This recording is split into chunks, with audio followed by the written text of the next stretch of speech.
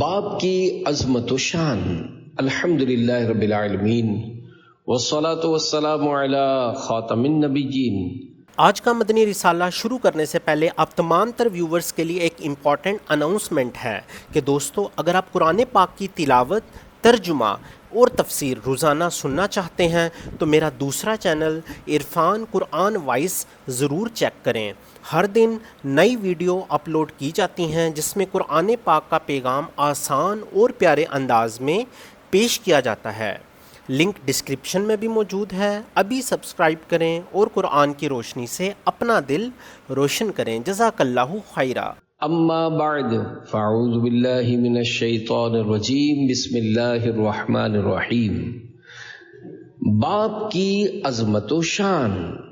یہ بیان مبلغ دعوت اسلامی و رکن شورا حاجی ابو مدنی عبد الحبیب اتاری مدظ اللہ العالی نے پہلی صفر المظفر 1442 ہجری بمطابق 18 ستمبر 2020 عیسوی کو فیضان اعلیٰ حضرت مسجد منظور کالونی کراچی میں اپنے والد مرحوم کی برسی کے موقع پر ان کے ایصال ثواب کے لیے منعقد کیے جانے والے عاشقان رسول کے سنت و برے اجتماع میں فرمایا، جب آپ کا یہ بیان مدنی چینل پر آن ایئر ہوا تو امیر اہل سنت حضرت علامہ محمد الیاس اتار قادری رضوی دامت برکاتہم العالیہ نے آپ کو دعاؤں سے نوازا اور اس مواد پر تحریری صورت میں بھی رسالہ آنے کی خواہش کا اظہار فرمایا۔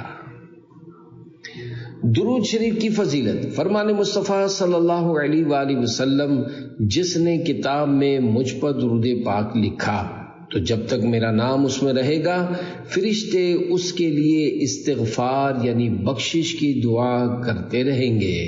صلو علی الحبیب صلی اللہ علی محمد۔ ماں کی محبت کے ساتھ ساتھ باپ کی محبت کا بھی اظہار ہونا چاہیے۔ پیارے پیارے اسلامی بھائیوں، والدین کی خدمت بہت بڑی سعادت ہے۔ بعض لوگ ماں باپ کی خدمت اور برکت سے بہت دور رہ جاتے ہیں۔ وہ اس بات کو سمجھ نہیں پاتے کہ یہ کتنی بڑی ہستیاں ہیں۔ ماں کے بارے میں تو ہم بہت سنتے رہتے ہیں کہ ماں کی دعا جنت کی ہوا، ماں کے قدموں تلے جنت ہے، ماں کے قدموں کو جنت کی چوکھٹ فرمایا گیا۔ ماں ہی ہوتی ہے، اس بات میں کوئی شک نہیں کہ ماں کا کسی سے موازنہ نہیں کیا جا سکتا۔ ماں کا دنیا میں کوئی نعم البدل نہیں ہے، لیکن والد کی خدمت اور ادب و احترام کے حوالے سے وہ چیز نظر نہیں آتی جو آنی چاہیے، اور نہ ہی والد سے اتنی محبت کا اظہار کیا جاتا ہے۔ حالانکہ ہماری زندگی میں والد کی ایک خاص اہمیت اور اہم کردار ہے۔ والد کی خدمت نے بیٹے کو مالا مال کر دیا۔ ایک شخص کے 4 بیٹے تھے۔ وہ بیمار ہوا تو اس کے ایک بیٹے نے اپنے بھائیوں کے سامنے بڑا عجیب فارمولہ پیش کیا کہ تم تینوں مل کر والد صاحب کی تیمارداری کرو۔ جب تم اتنی بڑی نیکی کماؤ گے تو پھر وراثت میں سے حصہ نہ لینا، یا مجھے یہ کام دو کہ میں والد صاحب کی تیمارداری کروں، ساری خدمت بجا لاؤں اور وراثت میں سے کوئی حصہ نہ لوں۔ بڑی عجیب سی بات تھی، پیسے کون چھوڑتا ہے، مگر وہ بھائی جانتا تھا کہ والد کی خدمت کا کیا اجر ہے۔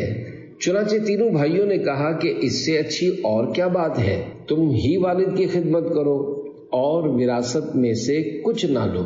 بہرحال یہ فارمولہ طے ہو گیا اور وہ بھائی اپنے والد کی خدمت کرتا رہا یہاں تک کہ والد کا انتقال ہو گیا۔ اس خدمت گار بیٹے نے وراثت میں سے کوئی حصہ نہیں لیا، کیونکہ وعدہ کیا تھا کہ میں والد کی خدمت کروں گا تو میراث میں سے حصہ نہیں لوں گا۔ اب کیا ہوا، ایک رات وہ سویا تو اسے خواب میں آواز آئی، کوئی کہنے والا کہہ رہا تھا فلاں جگہ پر جاؤ اور وہاں 100 دینار یعنی 100 سونے کے سکے موجود ہیں، وہ لے لو۔ اس شخص نے خواب میں بتانے والے سے پوچھا کہ کیا ان 100 دینار میں برکت ہے؟ اس نے کہا برکت نہیں ہے۔ صبح اٹھ کر اس شخص نے اپنی بیوی سے کہا مجھے خواب میں ایک جگہ بتائی گئی ہے کہ وہاں 100 دینار ہیں مگر میں نے لینے سے انکار کر دیا کیونکہ ان میں برکت نہیں ہے۔ بیوی نے کہا عجیب آدمی ہو، پہلے میراث چھوڑی اس میں سے بھی کچھ حصہ نہیں لیا، اب 100 دینار مل رہے تھے، تم غریب بھی ہو یہ تو لے لیتے۔ اس نے کہا مجھے وہ مال نہیں چاہیے جس میں برکت نہ ہو۔ دوسری رات سویا، پھر اسے خواب میں ایک جگہ دکھائی گئی اور کہ فلاں جگہ پر سونے کی 10 اشرفیاں ہیں، وہ لے لو۔ اس نے کہا کیا ان میں برکت ہے؟ کہا ان میں برکت نہیں ہے۔ صبح اٹھ کر اس شخص نے بیوی کو بتایا تو بیوی نے کہا عجیب آدمی ہو، 100 دینار سے 10 پر آ گئے ہو، 10 تو لے لیتے۔ کہا برکت نہیں تو مجھے نہیں چاہیے۔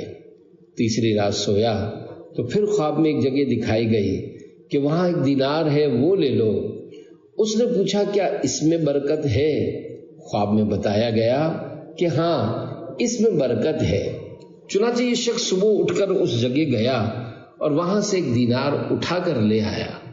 اس کے بعد اس نے اس دینار سے گھر والوں کے لیے 2 مچھلیاں خریدی کہ اور کچھ نہیں تو گھر والوں کو اچھا کھانا تو کھلا دوں۔ جب گھر آیا اور اس نے دونوں مچھلیوں کا پیٹ چاک کیا تو ان دونوں مچھلیوں کے پیٹ سے ایک ایک موتی نکلا۔ یہ بڑے ہی عجیب و غریب اور یونیک یعنی انوکھے موتی تھے۔ اس نے موتیوں کو اپنے پاس رکھ لیا۔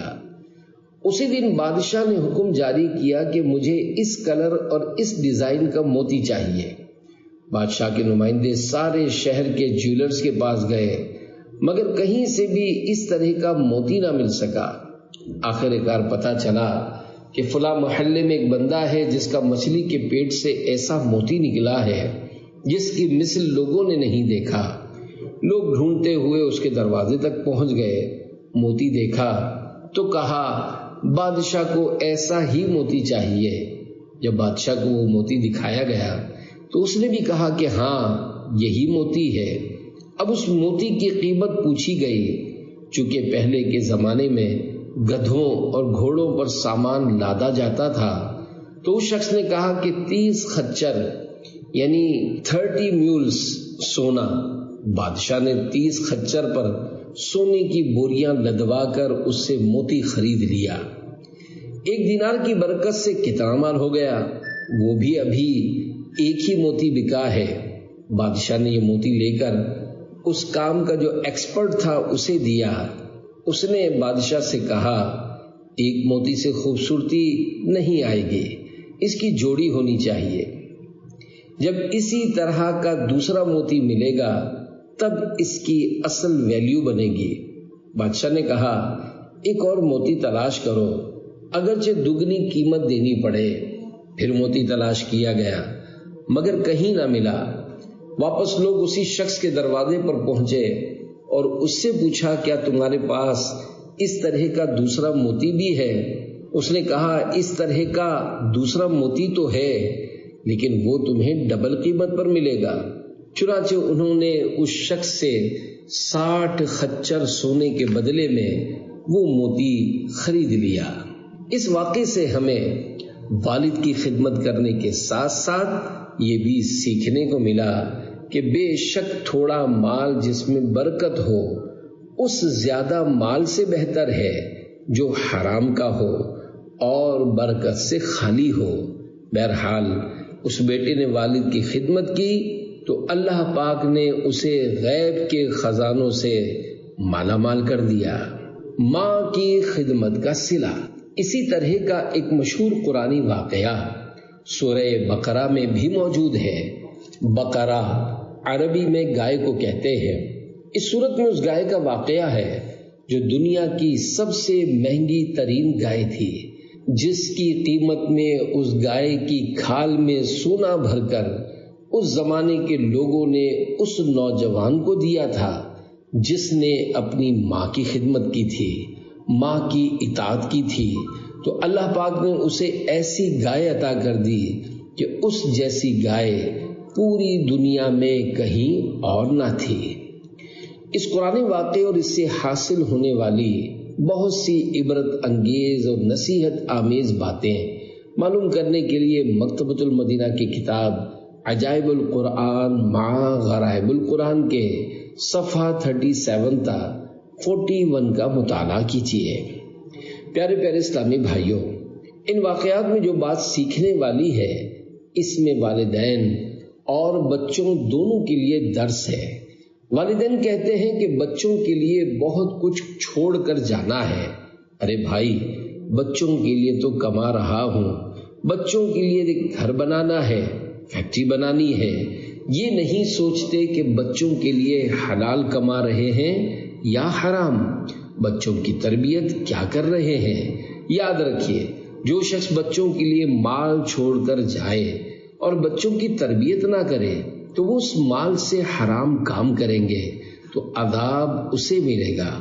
حضرت سیدنا عمر بن عبدالعزیز رحمۃ اللہ علیہ کے بارے میں آتا ہے، جب آپ دنیا سے جانے لگے تو آپ کے پاس بہت تھوڑا سا مال تھا۔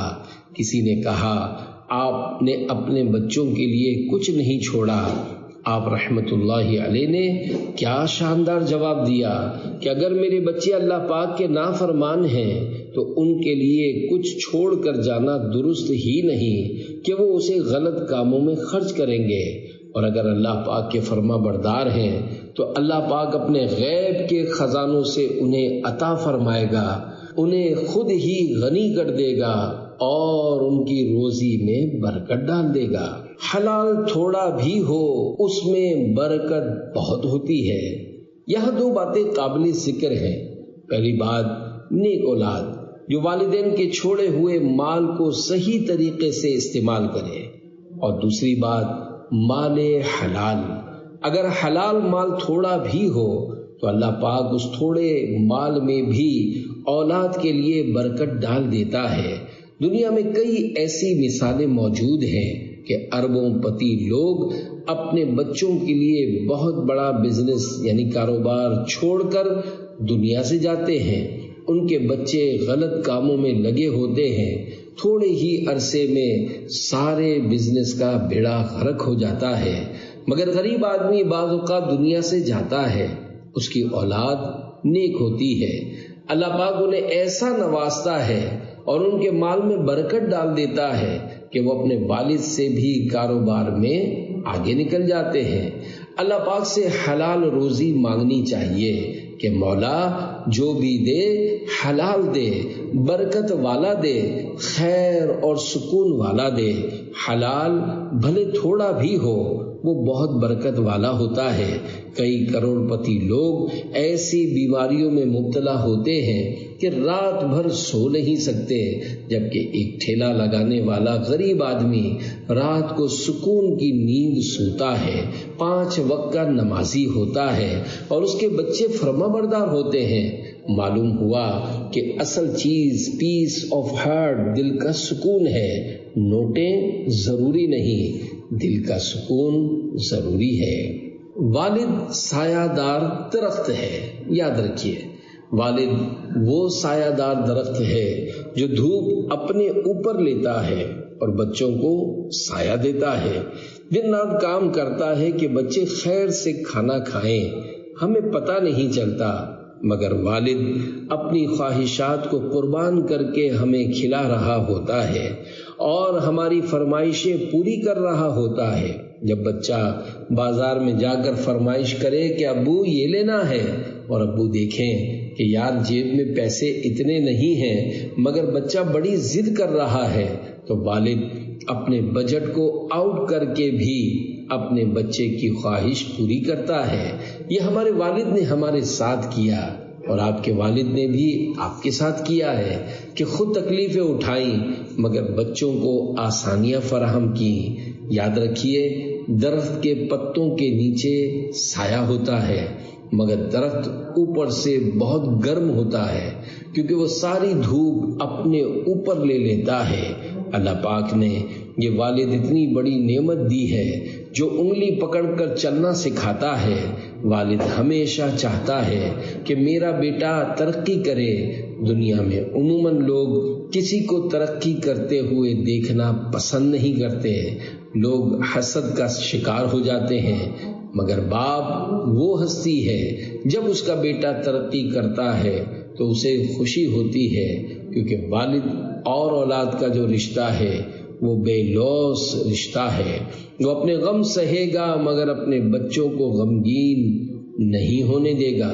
بچہ ڈیمورلائز یعنی مایوسی کا شکار ہو جائے یا کسی مشکل میں آ جائے، وہ اس کا حوصلہ بڑھائے گا، اس سے کہے گا بیٹا گھبرانا نہیں، میں ہوں نا۔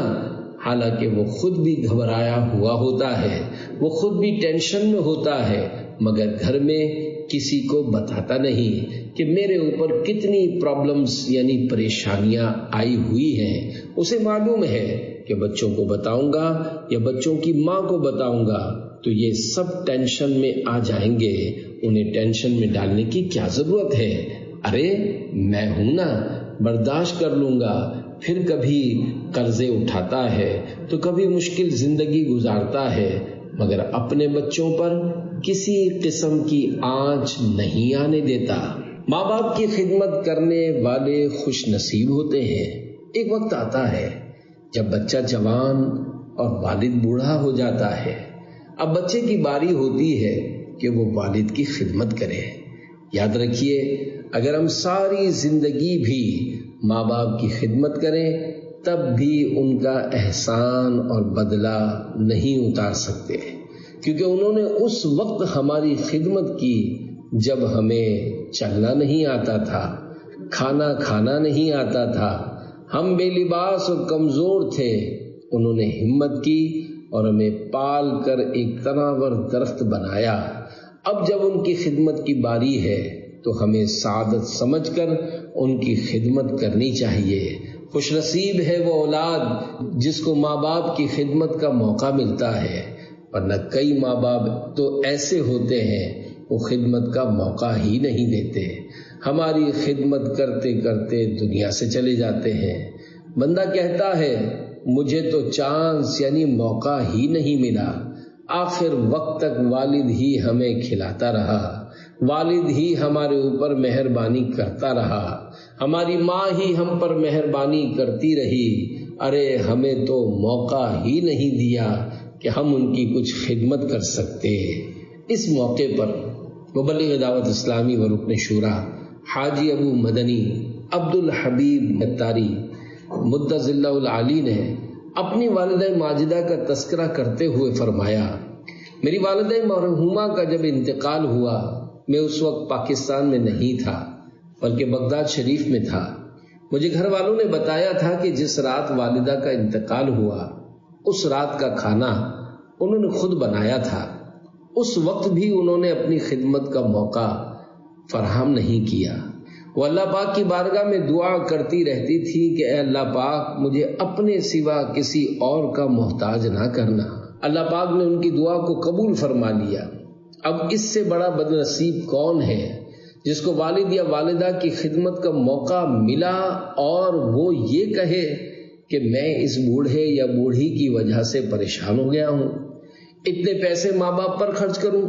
تف ہے ایسی اولاد پر جو اپنے والدین کی خدمت کرنے کو بوجھ سمجھتی ہے۔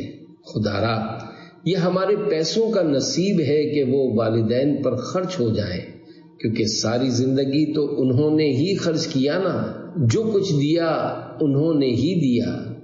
ہم جو کچھ ہیں اور ہمیں جو عزت ملی، شہرت ملی اور دولت ملی، یہ سب ماں باپ کا صدقہ ہے اور اس میں والد کا بہت بڑا کردار ہے۔ اور ہماری حالت یہ ہوتی ہے کہ ہم بعض اوقات والد کا شکریہ بھی ادا نہیں کرتے۔ میری ماں مجھے کھلاتی ہے، میری ماں مجھے پلاتی ہے، میری ماں مجھے سینے سے لگاتی ہے، میری ماں مجھے کوئی چیز لا کر دیتی ہے، تو ماں کو پیسے کون دیتا ہے؟ کما کر کون لا رہا ہوتا ہے؟ والد پورے گھر کا پلر ہوتا ہے، مگر کوئی اس کا شکریہ ادا نہیں کر رہا ہوتا اور اس کی اس تکلیف کو سمجھ نہیں رہا ہوتا۔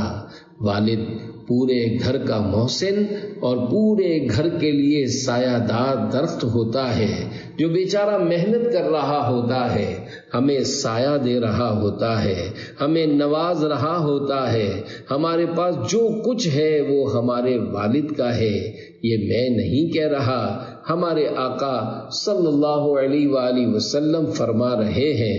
نبی پاک صلی اللہ علیہ وآلہ وسلم کے مبارک دور کا ایک نہایت ہی پردرد واقعہ ملاحظہ کیجیے۔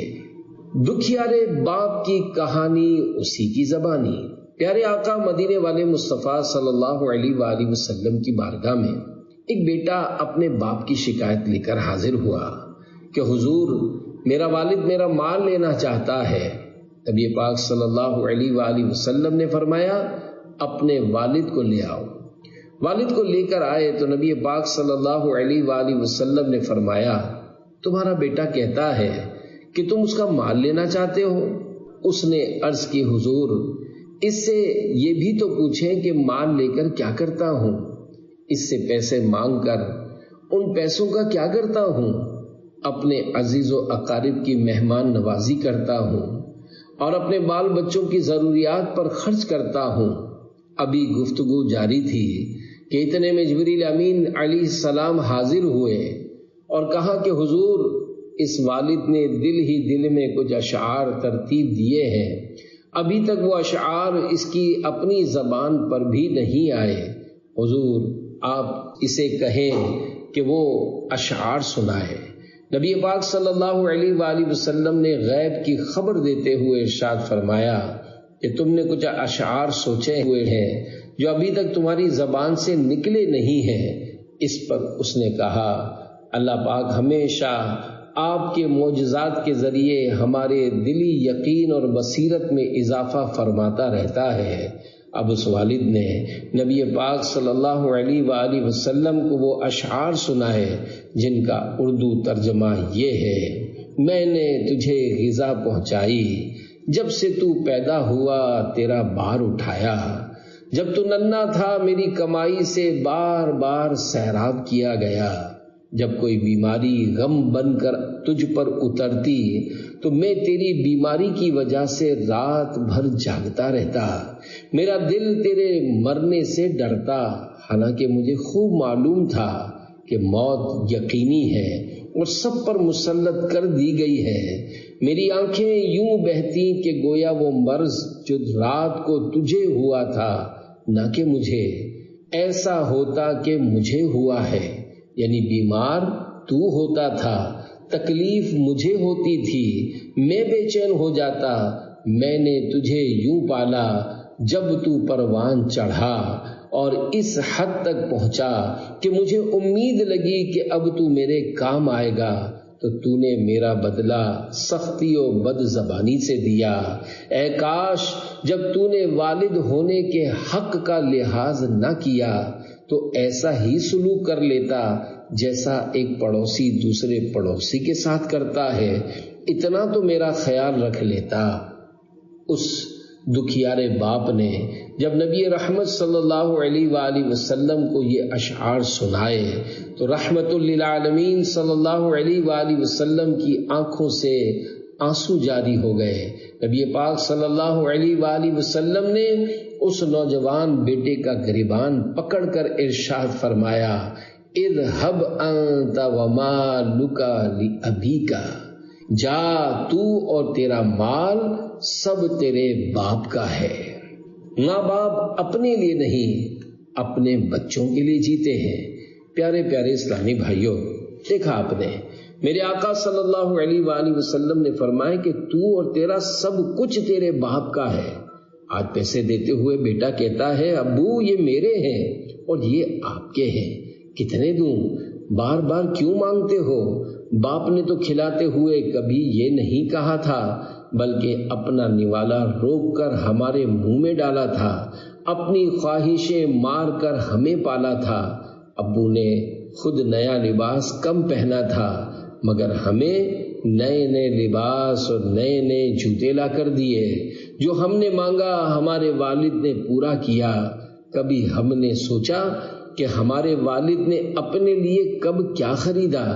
کبھی کہا ہو کہ بیٹا آج یہ جوتے بڑے پسند آئے ہیں تو میں اپنے لیے لایا ہوں، ارے نہیں نہیں، بلکہ باپ کی زبان پر ہمیشہ یہی رہا کہ میں اپنے بیٹے کے لیے لایا ہوں، اپنی بیٹی کے لیے لایا ہوں، اپنی بیوی کے لیے لایا ہوں۔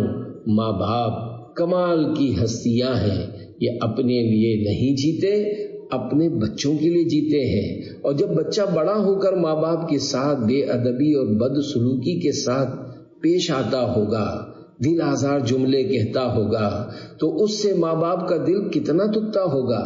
کتابوں میں باپ کا ادب یہاں تک لکھا ہوا ہے کہ بیٹا باپ کے سامنے ایسے ہو جیسے غلام آقا کے سامنے ہوتا ہے۔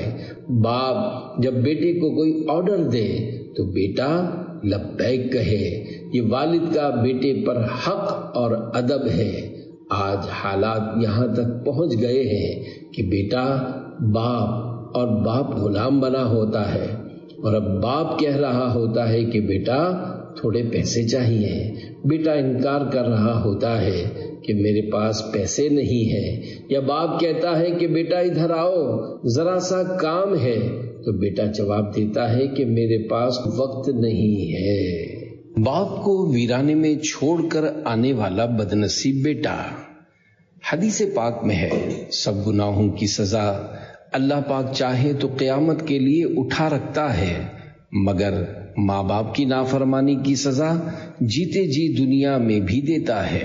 اس کا ری ایکشن یعنی رد عمل یہ ہوتا ہے کہ اس کی اپنی اولاد اس کی نافرمانی کرتی ہے۔ مشہور واقعہ ہے کہ ایک نوجوان کی شادی ہوئی، اس کا والد بوڑھا تھا، کھانستا رہتا تھا۔ اس کی بیوی نے کہا کہ اس بوڑھے کو گھر سے نکالو۔ بیٹا چونکہ بیوی کا غلام بنا ہوا تھا، وہ اپنے باپ کو لے کر چل دیا کہ کہیں ویرانے میں چھوڑ آئے۔ باپ کہنے لگا، بیٹا سردی میں مجھے کہیں چھوڑنے جا رہے ہو، مجھے کوئی کمبل تو دے دو۔ اس کے ساتھ اس کا چھوٹا بیٹا بھی تھا۔ وہ اپنے دادا جان سے کہنے لگا، دادا جان میں آپ کے لیے کمبل لاتا ہوں۔ جب وہ بچہ کمبل لایا تو اس نافرمان بیٹے نے دیکھا کہ کمبل کو درمیان سے کاٹ کر 2 ٹکڑے کیا گیا ہے اور آدھا کمبل لایا ہے۔ وہ نافرمان بیٹا اپنے بیٹے سے کہنے لگا، تم آدھا کمبل کیوں لائے ہو؟ وہ کہنے لگا، آدھا ان کے لیے لایا ہوں، اور جب آپ بوڑھے ہو جائیں گے تو آپ کو بھی تو میں نے کہیں چھوڑنے جانا ہے، تو اس وقت آدھا آپ کو دے دوں گا۔ اب اس نافرمان بیٹے کی آنکھوں میں آنسو آ گئے۔ اسے یہ بات سمجھ میں آ گئی کہ آج جو میں اپنے والد کے ساتھ کرنے جا رہا ہوں، کل میری اولاد نے بھی میرے ساتھ یہی کرنا ہے۔ والد کی شفقتوں کو کبھی بھی فراموش نہ کیجیے۔ پہلے ہم سنتے تھے کہ اولڈ ہاؤس یورپ اور امریکہ میں ہیں، اب تو پاکستان میں بھی بننے لگے ہیں، اور یہاں کے لوگ بھی اپنے باپ کو اولڈ ہاؤس میں ڈالنے لگ گئے ہیں۔ ارے نادان، یہ جنت کا دروازہ تھا جسے گھر سے نکال کر اولڈ ہاؤس میں ڈال دیا ہے۔ جوانی میں آ کر بوڑھے باپ کی کھانسی بری لگ رہی ہے، یہ نہیں سوچا کہ ہم نے تو ان کے بستر پر گندگی کی تھی، مگر اس وقت والد صاحب نے تو ہمیں لات مار کر گھر سے نہیں نکالا تھا۔ کبھی یہ بھی سوچا کہ والد صاحب نے ہمارے بچپن میں کتنی راتیں جاگ کر گزاری ہیں۔ یہ سب باتیں اس وقت انسان کو سمجھ میں آتی ہیں جب وہ خود والد بنتا ہے، تب اسے پتہ چلتا ہے کہ بچہ کتنا تنگ کرتا ہے۔ اب تو بہت سی فیسلٹیز یعنی سہولیات آ چکی ہیں، بچوں کے پیمپرز آ گئے ہیں، اور بھی طرح طرح کی فیسلٹیز آ گئی ہیں۔ سوچنا چاہیے کہ 30-40 سال پہلے جب ہم چھوٹے تھے، اس وقت تو ان کے پاس پیسے بھی نہیں ہوتے تھے، پھر انہوں نے ہمیں کیسے پالا ہوگا؟ بچہ اور بوڑھا دونوں برابر ہیں۔ یہ بات بالخصوص بچے اور نوجوان ہمیشہ یاد رکھیں کہ ایج یعنی عمر کا ایک حصہ ایسا آتا ہے جس میں انسان بوڑھا ہونے کے بعد واپس بچہ بن جاتا ہے۔ گویا کہ یہ پورا سرکل ہے، بچپن، جوانی، پھر بڑھاپا۔ اب یہ بڑھاپا اور بچپنا ایک لیول رکھتا ہے۔ جس طرح بچہ بات کو نہیں سمجھتا، اسی طرح بوڑھا بھی بات کو نہیں سمجھ پاتا۔ اگر بچہ ضد کرتا ہے تو بوڑھا بھی ضد کرے گا۔ اگر بچے کا لیول آف انڈرسٹینڈنگ، سمجھنے کا لیول کم ہے تو بوڑھے کا بھی کم ہو جائے گا۔ ہم کہہ رہے ہوتے ہیں کہ ابو ہو کر اتنی ضد کرتے ہیں، ارے بھائی ان کو اب 60 سال کا مت سمجھو، بلکہ انہیں 6 سال کا سمجھو۔ 6 سال کا بچہ جب ضد کرتا ہے کہ مجھے فلاں چیز چاہیے تو اس وقت بچے سے کون لڑتا ہے، بلکہ اس پر پیار آتا ہے۔ والد صاحب کی عمر 60 سال ہے، ان کا لیول آف انڈرسٹینڈنگ کم ہو چکا ہے، اب ان پر بھی پیار آنا چاہیے۔ جب والد صاحب بھی بار بار ضد کریں یا بات نہ مانیں تو اس وقت سمجھ لینا چاہیے کہ 6 سال کے بچے سے بات کر رہا ہوں۔ اس طرح کرنے سے والد صاحب کی خدمت کرنا بھی آسان ہو جائے گا اور ان کی کوئی بات بھی بری نہیں لگے گی۔ عموماً غصہ اسی بات پر آ رہا ہوتا ہے کہ یہ میری بات کو سمجھ کیوں نہیں رہے۔ اولاً تو غصہ آنا ہی نہیں چاہیے۔ بد نصیب ہیں وہ لوگ جو اس عمر میں والدین سے بدتمیزی کر جاتے ہیں۔ جیسا کرو گے ویسا بھرو گے۔ منقول ہے کہ ایک بیٹا اپنے باپ سے تنگ آ گیا، اس نے اپنے باپ کو گاڑی میں بٹھایا اور منصوبہ بنایا کہ فلاں نہر کے کنارے پہنچ کر اسے دھکا دے دوں گا۔ جب وہ اپنے باپ کو لے کر اس نہر کے پل پر پہنچا تو باپ سمجھ گیا اور کہنے لگا، بیٹا یہاں نہیں، تھوڑا آگے چل کر جہاں پانی گہرا ہے وہاں سے مجھے دھکا دینا۔ بیٹا کہنے لگا، یہ آپ کیا کہہ رہے ہیں؟ وہ کہنے لگا، کیونکہ میں نے بھی اپنے باپ کو اسی جگہ دھکا دیا تھا۔ آج جو تم میرے ساتھ کرنے جا رہے ہو، میں نے بھی اپنے باپ کے ساتھ یہ کیا تھا جس کا بدلہ مجھے مل رہا ہے۔ جیسی کرنی ویسی بھرنی۔ اعلیٰ حضرت مولانا شاہ امام احمد رضا خان رحمۃ اللہ علیہ فرماتے ہیں، بے عقل اور شریر اور ناسمجھ جب طاقت و توانائی حاصل کر لیتے ہیں تو بوڑھے باپ پر ہی زور آزمائی کرتے ہیں اور اس کے حکم کی خلاف ورزی کرتے ہیں۔ جلد نظر آ جائے گا کہ جب خود بوڑھے ہوں گے تو اپنے کیے ہوئے کی جزا اپنے ہاتھ سے چکھیں گے۔ جیسا کرو گے ویسا بھرو گے، اور آخرت کا عذاب سخت اور ہمیشہ رہنے والا ہے۔ حضرت سیدنا ثابت بنانی رحمت اللہ علیہ فرماتے ہیں، کسی مقام پر ایک آدمی اپنے باپ کو مار رہا تھا۔ لوگوں نے اسے ملامت کی کہ اے ناہنجار یہ کیا ہے؟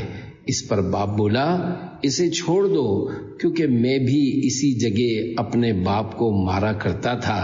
یہی وجہ ہے کہ میرا بیٹا بھی مجھے اسی جگہ مار رہا ہے، یہ اسی کا بدلہ ہے، اسے ملامت نہ کرو۔ یہ دنیا مکافات عمل ہے۔ جو اولاد اپنے والد کا ادب کرتی ہے تو آگے جا کر اس کی اولاد بھی اس کا ادب کرتی ہے۔ اگر آپ کو کہیں بچے اپنے والد کے ہاتھ چومتے نظر آئیں تو اس سے جا کر پوچھنا کہ لگتا ہے آپ نے اپنے والد کا ادب و احترام کیا ہوگا۔ وہ ضرور کہے گا کہ الحمدللہ میں نے اپنے والد کا احترام کیا ہے۔ جو شخص اپنے والد کا احترام کرے گا اللہ پاک اس کی اولاد کو فرما بردار بنا دے گا۔ حضور اکرم نور مجسم صلی اللہ علیہ وآلہ وسلم نے ارشاد فرمایا، عفوا تعف نساؤکم وبروا آباءکم یبرکم ابناؤکم، یعنی پاک دامنی اختیار کرو، تمہاری عورتیں بھی پاک دامن رہیں گی، اور اپنے والدین کے ساتھ حسن سلوک کرو، تمہاری اولاد تم سے اچھا سلوک کرے گی۔ لہذا اپنے والد سے پیار کرو، اس کا ادب کرو، اور اپنے والد کی ڈسکریجمنٹ یعنی حوصلہ شکنی مت کرو۔ کچھ تو ایسے نادان ہوتے ہیں جو اپنے باپ سے بات تک نہیں کرتے اور نہ ہی ملتے ہیں۔ ماں اپنے بیٹے کو میرا لال وغیرہ کہہ کر سینے سے چمٹا لیتی ہے، پیار بھرے الفاظ کہتی ہے۔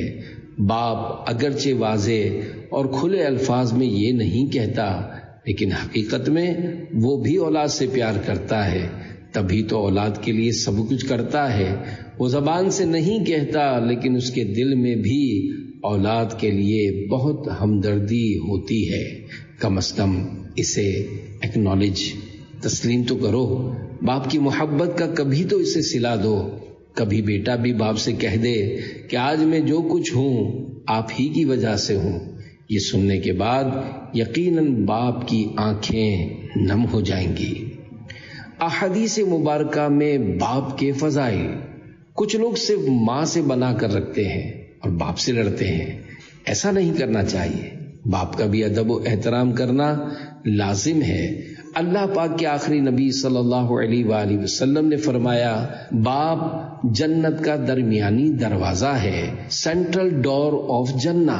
تیری مرضی ہے اس کی حفاظت کر یا اسے چھوڑ دے. ایک اور حدیث پاک میں ارشاد فرمایا، بیٹا اپنے باپ کا حق ادا نہیں کر سکتا یہاں تک کہ بیٹا اپنے باپ کو غلام پائے اور اسے خرید کر آزاد کر دے. اس حدیث پاک کے تحت حضرت مفتی احمد یار خان رحمۃ اللہ علیہ فرماتے ہیں، مطلب یہ ہے کہ بیٹا اپنے باپ کی کتنی ہی خدمت کرے مگر اس کا حق ادا نہیں کر سکتا. اس کا حق ادا کرنے کی صرف یہ صورت ہے کہ اگر بیٹا آزاد اور مالدار ہو، باپ غلام ہو، تو بیٹا اسے خرید لے تاکہ وہ باپ اس کی ملکیت میں آتے ہی آزاد ہو جائے. ایک اور مقام پر حدیث پاک میں بہت ہی اہم چیز ارشاد فرمائی کہ رب کی رضا باپ کی رضامندی میں ہے اور رب کی ناراضی باپ کی ناراضی میں ہے. آسان الفاظ میں یوں کہا جائے کہ جس کا والد راضی اس کا رب راضی، اور جس کا والد ناراض اس کا رب ناراض. اللہ پاک کے پیارے نبی صلی اللہ علیہ وآلہ وسلم کی بارگاہ میں کسی نے حاضر ہو کر عرض کی، یا رسول اللہ صلی اللہ علیہ وآلہ وسلم، میرے حسن اخلاق کا سب سے زیادہ حقدار کون ہے؟ ارشاد فرمایا، تمہاری ماں. اس نے پھر عرض کی، اس کے بعد کون؟ ارشاد فرمایا، تمہاری ماں. عرض کی، اس کے بعد کون؟ تو آپ صلی اللہ علیہ وآلہ وسلم نے اس مرتبہ بھی یہی ارشاد فرمایا، تمہاری ماں.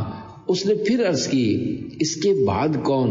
تو آپ صلی اللہ علیہ وآلہ وسلم نے ارشاد فرمایا، تیرا باپ. نبی پاک صلی اللہ علیہ وآلہ وسلم کی زبان حق ترجمان سے جو لفظ نکلتا ہے وہ حکمت بھرا ہوتا ہے. آخر کار حضور اکرم صلی اللہ علیہ وآلہ وسلم نے 3 بار ماں کے بارے میں اور 1 بار والد کے بارے میں کیوں فرمایا؟ اس کی وجہ بیان کرتے ہوئے علماء کرام کثرہم اللہ السلام نے فرمایا ہے کہ ماں کے 3 احسان ہوتے ہیں. 1، ماں 9 ماہ بچے کو پیٹ میں پالتی ہے. نمبر 2، ولادت کے وقت کی تکلیف کو برداشت کرتی ہے. نمبر 3، بچے کی پرورش کرتی ہے. جبکہ باپ کا ایک احسان ہوتا ہے کہ بچے کی پرورش کرتا ہے. باپ کا اگرچہ ایک حق اور ماں کے 3 حق ہیں، مگر اس کا مطلب یہ ہرگز نہیں ہے کہ باپ کا ادب ہی نہیں، بلکہ علماء کرام کثرہم اللہ السلام نے لکھا ہے، خدمت ماں کی زیادہ کرے اور عزت باپ کی زیادہ کرے، کیونکہ وہ تمہاری ماں کا شوہر ہے اور تمہاری ماں کا سرتاج ہے. سیدی اعلیٰ حضرت امام احمد رضا خان رحمۃ اللہ علیہ نے لکھا ہے کہ اگر والدین کا آپس میں جھگڑا ہو جائے تو بیٹا کبھی والد کی فیور حمایت میں ماں سے اور ماں کی فیور میں باپ سے جھگڑا نہ کرے. بیٹے کو کسی کے ساتھ لڑنے کی اجازت نہیں ہے، اسے وہاں بھی ادب کے دامن کو تھامنا لازمی ہے.